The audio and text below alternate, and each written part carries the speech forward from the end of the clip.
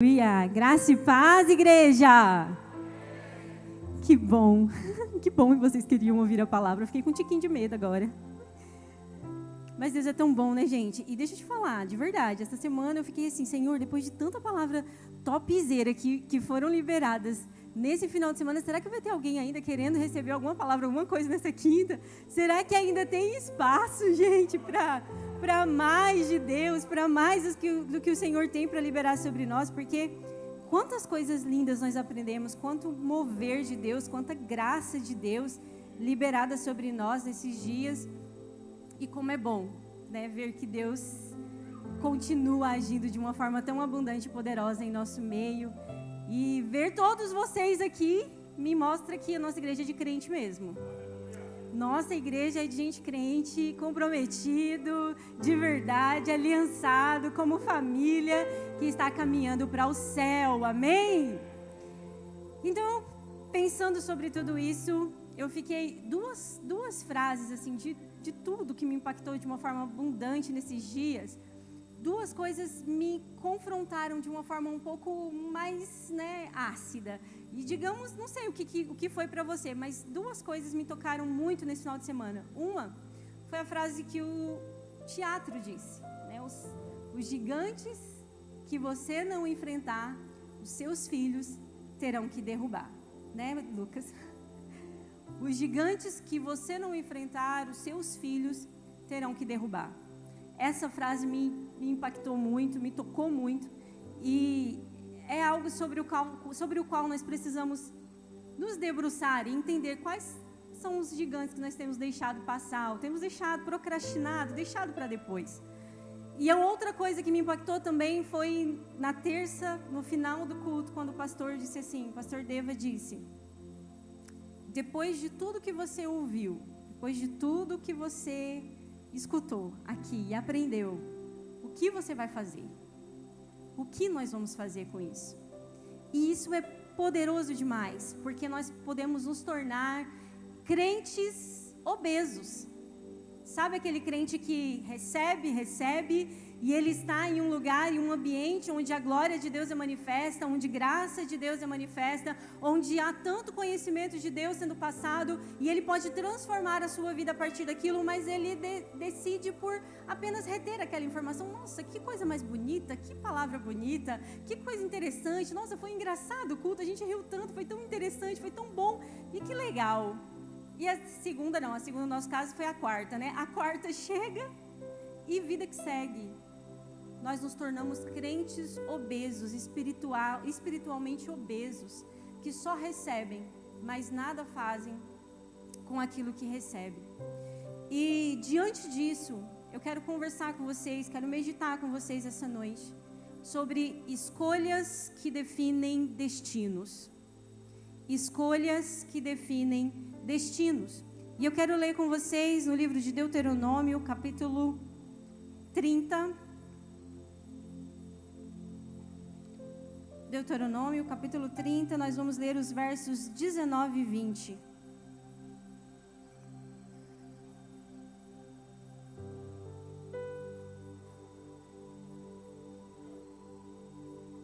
Glória a Deus. Que diz assim: os céus e a terra tomo hoje por testemunhas contra ti, que te propus a vida e a morte, a bênção e a maldição. Escolhe, pois, a vida, para que vivas, tu e a tua descendência, amando o Senhor teu Deus, dando ouvidos à sua voz e apegando-te a Ele, pois disto depende a tua vida e a tua longevidade, para que habites na terra que o Senhor, sob juramento, prometeu dar a teus pais, Abraão, Isaque e Jacó. Amém? Feche os seus olhos, Pai, em nome de Jesus. Essa é a sua palavra. Este é o momento em que os nossos corações estão abertos para ouvir a sua voz. Senhor, nós não queremos ser como aqueles que recebem uma palavra, mas que nada fazem com ela, que nada que não a colocam em prática e que não vivem a excelência do Evangelho que o Senhor tem liberado sobre nós, que pode transformar vidas. Então nós queremos hoje, ó Deus, entender mais disso e escolhermos, enfim, a vida que há em Ti, em nome de Jesus. Amém. Amém? Você falou amém, você concorda, você está ligado disso, né? Você falou amém, você está concordando com aquilo que eu orei. Então, bora para essa nossa nova história, que o Senhor, todos os dias, quando nós amanhecemos, o Senhor nos dá uma nova oportunidade, uma nova chance, um novo porquê. E você já parou para pensar que a vida, ela não tem replay? A vida, ela não tem aquela segunda chance. Um dia você não pode viver ele de novo. Se o dia, não tem aqueles filmes que a gente assiste de vez em quando, e o filme, ele volta, tem um filme, eu acho que é, não sei o que, do amanhã, sei que o cara vive o mesmo dia, um monte de vezes, e ele volta naquele dia o tempo todo. E, então, cada dia, cada vez que ele voltava, ele tentava melhorar um pouco mais, para poder conseguir passar para o próximo dia, ou para que as coisas fossem diferentes. Mas na vida a gente não tem isso. Na vida a gente não pode viver duas vezes uma circunstância, uma situação. E diante disso, talvez fique complicado para a gente definir ou discernir o que é certo e o que é errado fazer. Quais as decisões, quais as escolhas que nós devemos fazer. Porque nós não teremos a possibilidade de ver ou de entender qual rumo nossa vida teria se uma escolha nossa lá atrás tivesse sido diferente. Se uma escolha que a gente fez lá atrás, pequenina, sabe o efeito borboleta? Talvez uma escolha pequena pudesse ter mudado todo o destino da nossa vida, ter nos levado para um outro rumo, para um outro lugar. E aqui eu não quero falar sobre crimes, não quero falar sobre aquilo que é ilícito, sobre escolhas erradas, porque isso nós estamos cansados de saber que não está certo. Se alguém comete qualquer tipo de crime, qualquer tipo de coisa ilícita, ele sabe que ele vai ter, em algum momento da sua vida, que pagar por aquilo. Que pagar o preço pelo erro que ele está cometendo, pela escolha errada que ele sabe que ele está escolhendo cometer. Também não falo aqui de pecado, porque o pecado, embora muitas vezes o pecado não seja algo ilícito diante dos homens ou diante da lei, ainda assim é pecado. E nós conhecemos o pecado como pecado. Se é pecado, eu sei que eu não devo cometê-lo, sim ou não? Se é pecado, eu não vou me colocar nesse lugar de risco, onde eu posso querer talvez só sabe, colocar um pouquinho mais para frente. Não, eu aguento, porque eu sou forte, a palavra do Senhor habita em mim, então eu vou me colocar nesse lugarzinho de risco só um tiquinho. Mas se eu sei que é pecado, para que me colocar nesse lugar? Se eu sei que está errado, para quê? Se é pecado, eu sei, é uma escolha errada. E eu lembro quando eu era pequena, eu queria que o meu pai, acho que eu já falei isso aqui para vocês, eu queria muito que o meu pai me desse uma lista de todos os pecados que eu não podia cometer. Pai, me fala quais são os pecados que é pecado e que se eu fizer eu vou desobedecer a Deus e eu não quero desobedecer a Deus de jeito nenhum. Então o Senhor me fala, porque daí eu tenho certeza que essas são as coisas que eu não posso fazer, então eu não vou cometer essas coisas. E o meu pai falava para mim assim, não, Raquel, não é assim. Você tem que entender que pecado é tudo que você fizer que vai desagradar a Deus. Mas o que desagrada a Deus, pai? Me fala. Eu preciso de uma lista, eu preciso diga sim, ó, não mente, não, tipo os 10 mandamentos. Mas me faz os 30, os 40 mandamentos, os 500 mandamentos. Mas me passa o que é desagradar a Deus, o que é pecado que eu não posso cometer.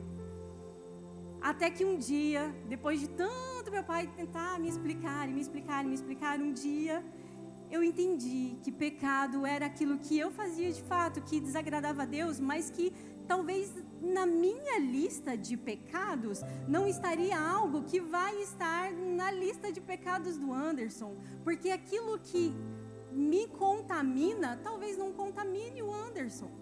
Então, se contamina a mim e não contamina o Jean-Claude, então tudo bem. Para Deus não tem problema se o Jean-Claude vai lá e faz tal coisa, mas se eu fizer, isso vai me contaminar. E se me contaminar, eu estou em pecado, e estou desobedecendo a Deus. Então entende que tem coisas que é risco para um, não é risco para outro, é ponto de fraqueza para um, mas não é ponto de fraqueza para o outro.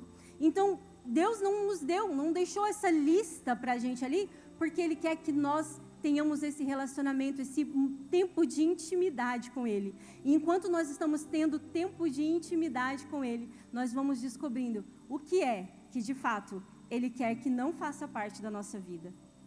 Porque Ele não queria que alguém te desse essa lista de pecados como uma ordenança para você. Pelo contrário, Ele quer ter um relacionamento com você, para a partir desse relacionamento Ele te disser assim, olha, nesse lugar aí, Catiúcia, não anda não. Sabe por quê? Eu tenho um outro lado aqui para você que é mais legal, que é mais interessante, que é melhor. Vamos por aqui? É muito melhor quando nós entendemos do porquê dos nãos da nossa vida, não é? Quando eu ainda não entendia o porquê dos 10 mandamentos, por que o povo de Israel não podia comer carne de porco? Por quê? Porque o povo de Israel estava no deserto. E no deserto, eles não tinham como higienizar aquela carne. Como que eles iam higienizar uma carne de porco no deserto? O risco de se contaminarem com doenças que poderiam ser mortais para muitos deles era muito grande. Então Deus vem com uma lei, olha, não comam. Não comam. Por que hoje nós podemos comer carne de porco? Porque hoje nós podemos higienizá-la. Hoje nós podemos higienizar. E está tudo certo. Entende? Então existe um lugar, existe um momento, e quando você é criança, você quer correr pela rua de bicicleta sem freio, o pastor falou aqui, né, sobre a bicicleta sem freio, e sua mãe fala, não, você não vai, você não entende. A gente não entende. Mas os pais sabem do porquê. Os pais entendem o que está acontecendo, o que aconteceu ali, e por que não é interessante que você faça aquilo. Depois, quando você cresce, aí você se torna pai, se torna mãe, aí você vai fazer a mesma coisinha com seus filhos, aí você fala, nossa, agora eu entendo meu pai, agora eu entendo a minha mãe. Agora eu entendo. Então, eu não estou falando daquilo que é pecado, eu não estou falando de escolhas que são ilícitas, pecados. Adão e Eva pecou, desobedeceu a Deus. A humanidade inteira teve o seu destino selado por causa da desobediência daquele primeiro casal. Caim é o cara que primeiro comete um homicídio na terra. Olha a marca que Caim deixa, a história que Caim deixa. Davi, um homem segundo o coração de Deus, comete adultério, e logo em seguida, um homicídio. Homens que agiram por um impulso, homens e mulheres que agiram por causa da carnalidade e se deixaram levar diante dessa carnalidade. E eu também não quero falar hoje sobre as escolhas que são até assertivas, mas são geradas por causa de um desespero anterior. Lembra lá a mulher do fluxo de sangue? E claro, eu não vou entrar no contexto da história, mas a mulher do fluxo de sangue, ela tinha procurado todos os meios possíveis. A Bíblia fala que ela tinha gastado todos os seus recursos. Então, Jesus era a última opção dela. E talvez eu e você, nós viemos a Jesus na nossa última opção. Nós procuramos tudo, nós fomos atrás de tudo.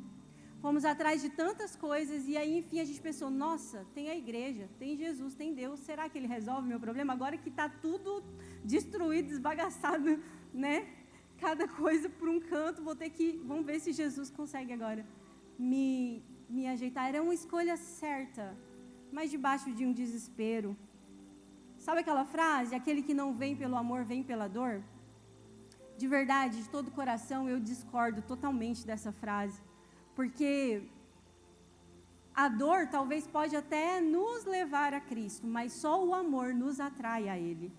Se a dor te trouxe aqui, só o amor te fez ficar. Porque pense bem, você vai para um hospital, você vai por quê? Você está sentindo dor, você está com alguma coisa errada ali, tem algum problema. Então você vai para um hospital procurar ajuda. Só que depois que você é medicado, você é tratado, depois que você entende o que está acontecendo e você começa a melhorar, o que você faz? Casa com o médico? O que você faz, gente? Você vai embora. Você não vai ficar no hospital. Depois de tratado, você não fica no hospital mais. Por quê? Porque o que te levou lá foi a sua dor.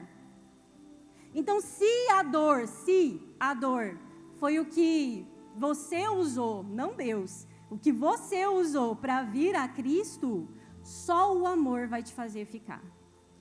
A Bíblia diz que Jesus realizou tantos milagres, que se juntassem todos os livros não caberia na terra, o tanto de livros, de páginas, de histórias, de milagres que Jesus realizou. Então imagina assim, centenas de pessoas, milhares talvez de pessoas, que foram curadas através de Jesus. Elas foram curadas de uma dor, elas foram saradas de um mal. E onde elas estavam na hora que todos gritavam, crucifica-o? Onde elas estavam? Já parou para pensar? Em que lugar estava todo aquele povo que foi curado por Jesus? Cadê os 5.000 que comeram, só de homens, 5.000 homens que comeram na primeira multiplicação, ainda teve outra multiplicação, cadê eles? Você entende que os milagres que Jesus pode fazer na nossa vida, eles podem nos levar a Cristo, mas só o amor pode nos fazer permanecer. Porque a dor nunca pode ser base para um relacionamento. A dor não sustenta um relacionamento. O que sustenta um relacionamento é o amor. É o amor. É igual a outra também. Deus é justiça, Deus é amor. Mas...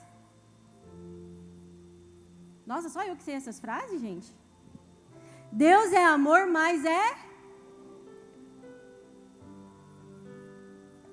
Ele é amor, mas é justiça. Deus é amor, mas é justiça. Outra frase que eu não consigo concordar, e me perdoe, irmãos. Porque eu entendo que talvez isso faça um pouco de sentido para você, mas para mim não faz.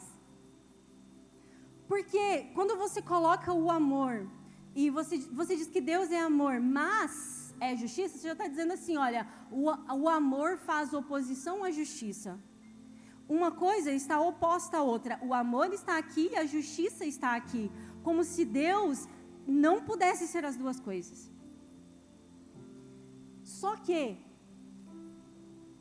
tem um juiz, ele diz algo muito interessante. Ele diz que a justiça, ela deve agir acima da vontade das pessoas. Ela não está aqui para agradar um lado e nem o outro lado, ou para que os dois lados terminem de forma satisfatória. Na verdade, o que a justiça faz é exercer a verdade, a lei. A lei é o que a justiça pode fazer. Ela exerce a lei. Então, quando você pensa em Deus, Ele é justo. Deus é justiça. E Deus também é amor. Deus é as duas coisas. Então, eu não posso dizer que uma coisa é oposta à outra. Porque a justiça de Deus sobre a minha vida, sobre a sua vida, ela é exercida debaixo do amor que Ele tem por nós. O amor de Deus é tão grande, que Ele decidiu fazer justiça por nós. E fazer justiça por nós era entregar o seu Filho, para que o seu Filho morresse e que nós pudéssemos ser livres da condenação eterna. Isso é ou não é amor? Isso também não é justiça? É justiça. Porque para todo pecado era necessário sangue. Então Deus estabelece justiça em Jesus por amor. E toda a justiça que é estabelecida sobre nós é debaixo de amor. Toda justiça que é estabelecida sobre as nossas vidas é debaixo de amor. Quando você roga a Deus, Senhor, faça justiça, o Senhor fará justiça sim, mas com amor, sempre com amor. O amor é a essência de Deus. E a justiça está dentro dela. A justiça está dentro dela. Uma coisa não é oposta à outra, mas nem ia falar sobre isso. Escolhas. Amém? Escolhas. Escolhas que definem destino. Eu quero falar sobre escolhas de fato sacrificiais. Quando eu vi a Isis aqui sendo apresentada, eu me lembrei de uma foto, né? Obviamente que eu tenho, de quando eu fui apresentada na igreja. E isso vai fazer 40 anos. Aleluia. E o pastor que me apresentou, minha mãe, meus pais contavam a história do pastor, porque eu não conheci, e contavam como ele era um bom homem, e pastor Benjamin, e ele era um grande homem de Deus, ainda vivo, glória a Deus. E eu cresci na igreja, cresci aprendendo, dormindo, babando nos bancos da igreja, e passei a minha adolescência na igreja, tive momentos de altos e baixos, mas permaneci na igreja. Passei a minha juventude na igreja, tive altos e baixos, mas eu permaneci na igreja. Conheci o Jean-Claude na igreja, namoramos, noivamos, nos casamos na igreja. Tivemos o nosso primeiro filho, Nicolas, que o Senhor recolheu na igreja. Permanecemos na igreja 4 anos depois de muita cura, de muita graça de Deus sobre a nossa vida. O Azaf nasceu também, foi apresentado na igreja. O Renzo, 2 anos depois, na igreja. Depois, 4 anos, o Raniel. E hoje o Raniel tem 7 anos e nós permanecemos na igreja, servindo a Deus e vivendo a graça do Senhor sobre nós. Só que eu pensava assim, qual vai ser o meu testemunho? Quando jovem ainda eu pensava, o que eu vou contar para os outros? Porque você viu que umas 4 ou 5 pessoas disseram glória a Deus pelo meu testemunho aqui. Só que talvez se eu tivesse dito assim, olha, eu me desviei, fui para o mundo, vivi um monte de coisa terrível, nossa, fiz tudo que era pior, mas um dia eu tive um encontro com Jesus no banheiro de uma, sei lá, boate, um trem esquisito, sei lá o quê. E aí, de repente, eu vim para Jesus e Jesus me resgatou. Talvez você tivesse celebrado mais.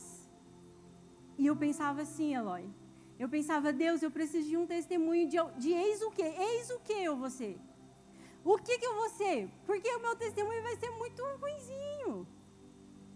Não vai ter nada de engraçado, não vai ter sabe aquele ápice assim, aí o conflito e aí de repente a solução? Não vai ter. E o outro, Deus, o que eu vou renunciar por amor a Ti? Porque eu vou viver a vida sempre tranquila. Eu sempre disse, eu não vou sair da igreja, embora eu tenha me desviado. Eu vou aproveitar para contar quando eu desviei. Já contei para vocês quando eu me desviei, gente? Já contei? Já contei? Vocês sabem de quando eu me desviei? Alguém sabe aqui? Poucas pessoas. Vou contar então. Um dia eu estava passando por uma questão emocional muito forte, muita batalha na mente mesmo, psicológica. E uma pessoa foi poderosamente usada por Satanás para me deixar mais abaixo ainda, para quase me enterrar. E eu fui dormir com aquilo, pensando em tudo aquilo que aquela pessoa tinha me dito, todas as afrontas, todas as palavras ali que eram de Satanás, mas aquilo começou a me convencer. Eu comecei a acreditar que aquilo era verdade, que tudo aquilo que a pessoa tinha me dito era muito verdade sobre mim. Cara, é verdade. Eu não sou digna de Jesus mesmo. Eu não sou digna da igreja. Eu não sou digna de viver aquilo que Jesus tem para mim. Tudo que eu fiz e tudo que eu faço está errado mesmo. Eu tenho envergonhado a igreja, eu tenho envergonhado o reino, e isso me foi assim ministrado a mim durante toda a noite, até que eu adormeci. E no outro dia de manhã eu acordei e eu fiz a seguinte oração: Deus, por amor de Ti, eu vou sair da igreja. Eu não mereço estar na igreja, que é santa, perfeita, abençoada, que é escolhida, que é noiva e que vai subir. Eu não mereço estar na igreja, porque eu errei, eu pequei, eu estou debaixo de uma condenação e não está certo ser assim, não é correto. E então eu vou sair. Mas aí, eu orei assim e eu disse para o Senhor no final, me lembro de orar, mas quando eu tiver os meus filhos, Deus, me deixa ensiná-los sobre a palavra e que eles possam Te servir como eu não pude, por causa dos pecados que cometi. E, gente, eu não tinha adulterado, eu não tinha matado, eu não tinha roubado, eu não tinha feito nada disso, mas eu também me senti a pessoa mais pecadora do universo. Parece que juntasse todos os pecados de Davi, junto com os pecados de Sansão, jogaram sobre mim, eu estava tipo isso. E aí, eu orei assim e saí, tinha um trabalho da faculdade para fazer, e na minha cabeça eu estava desviada já, estou desviada. E eu fui fazer o meu trabalho, voltei para casa, e quando eu voltei para casa, filha de pastor, né, morava do lado da igreja, e aí tinha culto, era um dia de culto, olha só. Eu pensei assim, você quer saber? Eu vou uma última vez na igreja, última vez. Vou lá me despedir da igreja hoje, vou despedir de tudo que é isso, porque para mim acabou. E eu fui para a igreja. E eu não tenho o hábito de me ajoelhar para orar quando eu chego na igreja, eu nunca tive esse hábito. Mas naquele dia eu senti vontade de ajoelhar para orar, para fazer exatamente a mesma oração que eu tinha feito de manhã / tarde. Então eu me ajoelhei e eu orei, e eu falei a mesma coisa.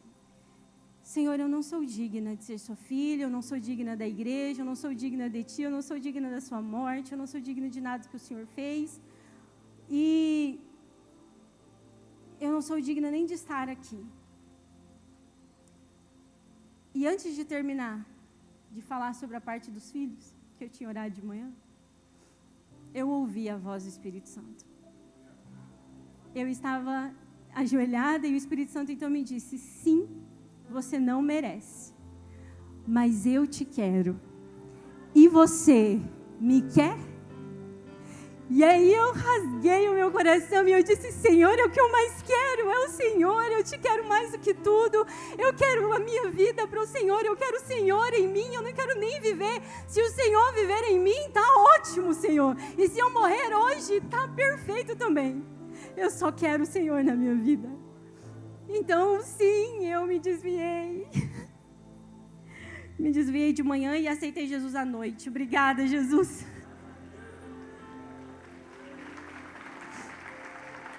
Obrigada, Jesus. Então, o pessoal brincava e falava assim, Raquel, quando você for escrever o seu primeiro livro, escreve assim, 6 horas sem Jesus. Foi tudo que eu aguentei. Foi tudo que eu aguentei de verdade, porque graças a Deus o Senhor me chamou de volta. Graças a Deus o Senhor me chamou de volta. E isso provou para mim, e a partir daquele dia, daquele momento, eu deveria ter ali uns 18, 19 anos. A partir daquele momento eu entendi que qualquer pecado, qualquer acusação de Satanás contra a minha vida, contra os filhos de Deus, nunca pode ser maior do que a cruz. Como pode a gente olhar para a cruz e achar que a cruz não cobre um pecado? Sabe, a gente é enganado por Satanás nesse nível, pensando que assim, olha, Senhor, eu vou escolher não viver a sua vontade, porque eu pequei tanto, a ponto de que eu não mereço nada, mas não é sobre o nosso merecimento, é sobre o sacrifício que foi feito. Se o sacrifício dele cobre uma multidão de pecados, como ele não cobriria os nossos pecados? Como ele não cobriria os seus pecados? Cristo morreu por nós, por nos amar, porque Ele nos queria. por isso ele morre. E então, pensando sobre isso, e tipo, Deus, eu queria ter um bom testemunho. Eu queria ter um testemunho de renúncia, eu queria ter um testemunho de muitos nãos, de eis alguma coisa, eis aquilo outro. Eu fui, né? Na minha época, tinha tantos ex, gente. Lembra, Carla? Tinha muitos ex. Ex-traficante, ex-líder de todas as facções possíveis e impossíveis que existiam, né, Adri? E era ex para tudo quanto era lado. Então, eu precisava ser ex alguma coisa, mas eu não queria sair da igreja. Como que eu vou ser ex sem sair da igreja? Ex o quê? E aí eu ficava nesse conflito, até que um dia o pastor disse que o maior dos testemunhos é daquele que permanece. É daquele que permanece. Então, se você está aqui, você permaneceu, e você passou por dores, por aflições, por tribulações, por momentos de perda, por momentos de dores inimagináveis, mas você permaneceu, esse é o seu maior testemunho, o testemunho daquele que permanece, daquele que é constante, embora vacilante, mas permanece. Nós permanecemos fiéis. Esse é o seu testemunho e esse é o meu testemunho. Essas escolhas, embora eu não entendesse ali que eu teria sim que fazer muitas renúncias na vida, muitas renúncias, porque a maior dificuldade que a gente tem de verdade, na hora de renunciar, não é o pecado. Não é difícil renunciar o que é pecado, não é difícil renunciar o que é ilícito, não é difícil renunciar aquilo que diante dos homens é deplorável, não é difícil renunciar. Tem o seu nível de dor para um e para outro, mas não é tão difícil de renunciar. Sabe o que é difícil de renunciar de verdade? Aquilo que você pode fazer, mas que Deus te fala para você não fazer. Aquilo que se você for lá e fizer, todo mundo vai falar assim, olha que lindo, que maravilhoso, que bonito que você está fazendo, mas Deus no seu secreto fala para você, não faça, não vá, não se mova, não entre nisso. E aí talvez a gente se torna aquela pessoa que é a escondida, que fica atrás, aquela que não aparece muito, mas porque Cristo nos deu uma ordem e essa ordem está sobressaindo aquilo que humanamente seria mais viável.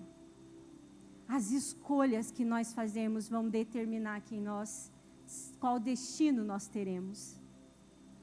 Se escolhermos viver a vontade de Deus, nós teremos condições de usufruir da graça de Jesus liberada sobre nós.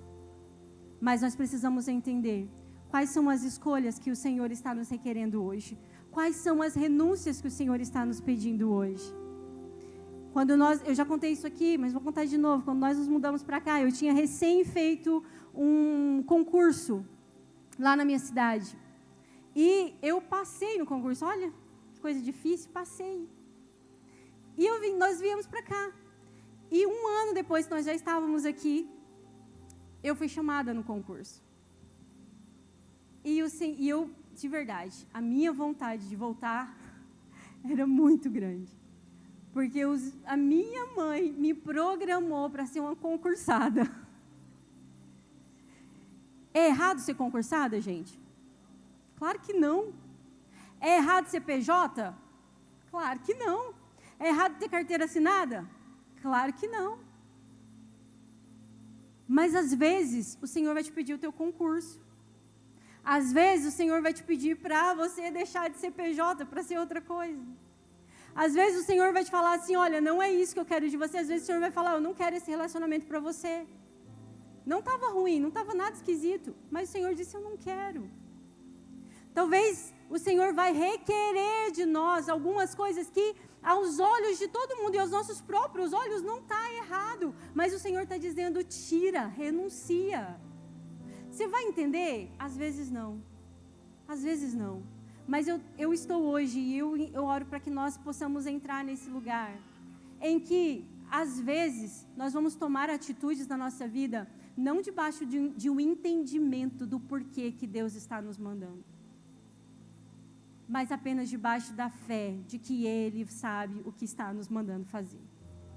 Assim como o pai que fala, não anda nessa bicicleta porque ela está sem freio e você não entende nada de freio, e ele está falando, não vai. Sabe, só obedecer por causa da fé que Ele depositou em nós, e eu saber que essa fé vai mover o meu coração para viver algo além do que eu estou vendo naquele momento. Essa fé que pode estabelecer um lugar onde Cristo vai reinar abundante e soberanamente sobre tudo. Sobre tudo. Sobre áreas da minha vida que eu ainda estou segurando quietinha, sobre áreas da minha vida que eu ainda estou mantendo aqui nas rédeas, mas que eu posso começar a entender que se Cristo dominar sobre todas as coisas, então assim a minha vida é de fato dele. Assim a minha vida de fato vai honrar a Ele, glorificar a Ele. Muitas vezes nós vivemos a nossa história, escrevendo apenas aquilo que nós entendemos ser o que é melhor para nós, que nós entendemos ser a melhor escolha das nossas vidas. Mas hoje o Senhor está nos chamando para viver uma escolha e debaixo de um direcionamento que o Espírito Santo está nos dando para nos movermos em direção àquilo que é o propósito de Deus. Porque Moisés, ele estava no palácio, ele estava debaixo de muito conforto, de status, ele era o príncipe do Egito. O príncipe do Egito. Moisés estava muito bem. E o que nós procuramos hoje? O que nós buscamos incansavelmente? Conforto, status. Nós buscamos por isso. Mas então Deus olha para Moisés e chama Moisés para um lugar não do palácio, mas o lugar do propósito. E onde era o lugar do propósito de Moisés? O deserto. O desconforto. Esse era o lugar do propósito. E às vezes nós achamos que com Deus tudo vai sempre ter que ser lindo e maravilhoso. Mas às vezes, como foi com Jesus, o Espírito Santo vai te impelir para que você vá ao deserto. Não foi Deus que colocou Jesus num deserto. O Espírito Santo o impeliu para que ele fosse com as suas próprias pernas para o deserto. Talvez existam renúncias e decisões que nós vamos tomar aqui nas nossas vidas hoje, que vão nos levar a desertos, que vão nos tirar de palácios e vão nos trazer muito desconforto. Mas acredite, existe uma multidão de pessoas que poderão ser alcançadas por causa da renúncia que você fará nessa noite. Existe uma multidão de pessoas que poderão ser impactadas por causa daquilo que você está decidindo viver hoje em Cristo. Porque você está decidindo não viver debaixo de um conforto e daquilo que parece ser gostoso diante de Deus e diante das pessoas. Não, porque se o propósito te chama para o deserto, eu irei para o deserto, porque é lá o lugar onde o Senhor manifestará graça sobre mim, é lá o lugar onde o Senhor estabelecerá o reino sobre a minha vida e os anjos me servirão. Você pode ser servido por pessoas, mas só aqueles que estão no deserto podem ser servidos por anjos. Quantas experiências nós deixamos de viver porque escolhemos o conforto e deixamos o propósito. Quantos milagres, quantas experiências poderosas espirituais nós deixamos de viver porque achamos que Cristo não nos levaria ao deserto.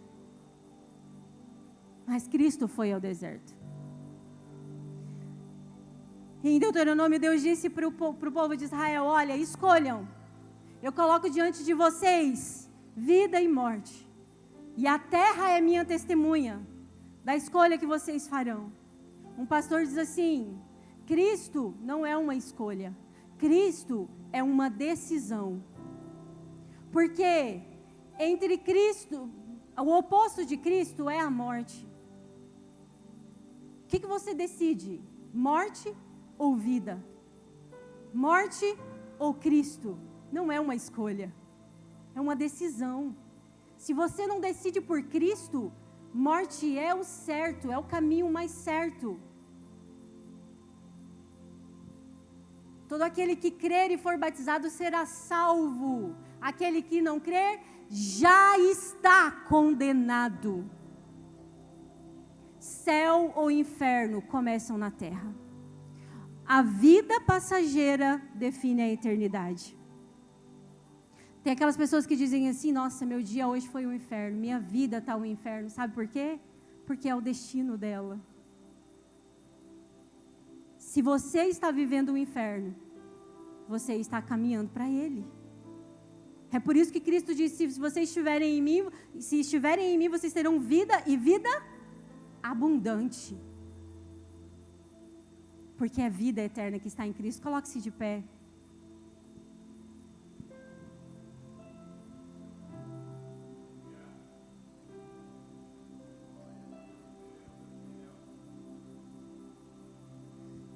Feche os seus olhos e comece a orar ao Senhor. E pergunte para o Senhor agora: Senhor, quais são as escolhas que eu preciso fazer com tudo que o Senhor tem liberado sobre mim?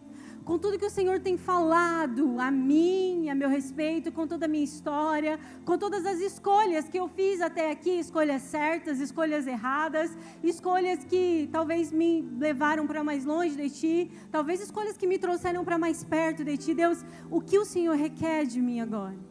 Quais são as escolhas que eu preciso tomar hoje para mudar a minha vida amanhã?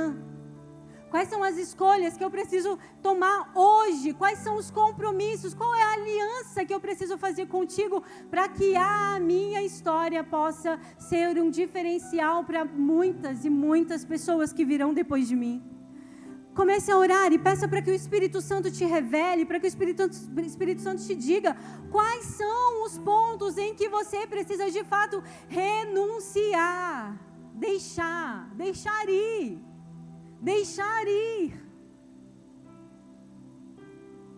Quais são as coisas que você precisa hoje abandonar? O que você precisa deixar aos pés da cruz de Jesus hoje?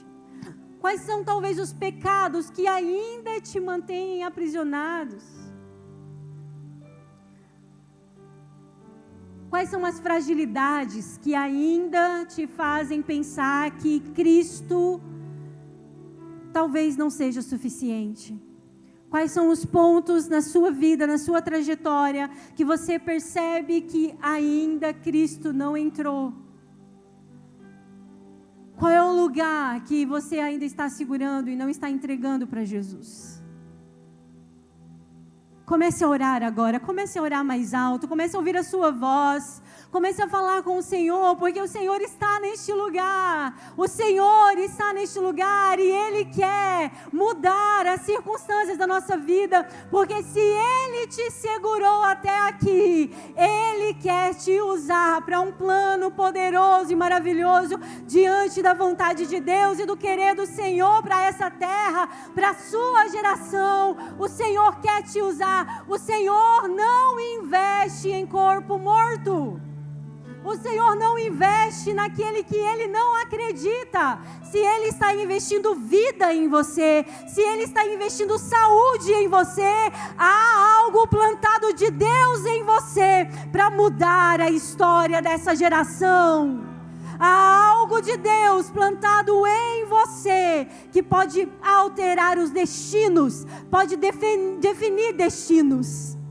Ore ao Senhor. Deus, realiza sobre nós a sua vontade, Deus. Realiza sobre nós o seu querer, Senhor. Realiza em nossa história aquilo que o Senhor quer, ó Deus. Leva-nos, Senhor, a um lugar onde nós tomaremos as escolhas, as decisões que são assertivas segundo o propósito que o Senhor estabeleceu para nós.